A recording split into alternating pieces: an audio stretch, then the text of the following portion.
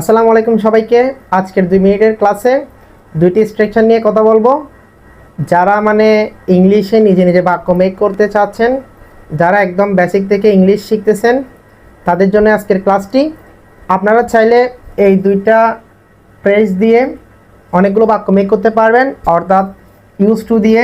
আমি একটু red colour মার্কারটা নিই। এখানে ইউজ টু দিয়ে কিন্তু আপনারা চাইলে অতীতের অভ্যাসগত যে কাজগুলো রয়েছে সেই অভ্যাসগত কাজ বোঝাতে ব্যবহার করতে পারবেন।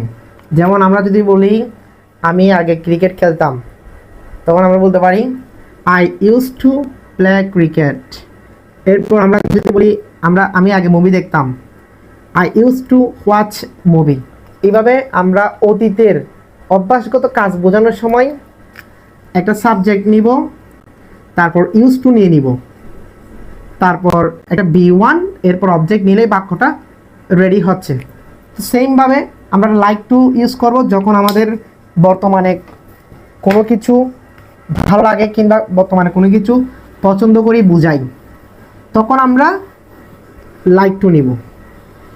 তো আমি আপনাদের মুখে বলি, এটা লাইক টুটা হচ্ছে বর্তমানে কোনো কিছু পছন্দ করি বুঝাতে, তখন লাইক টু নিব।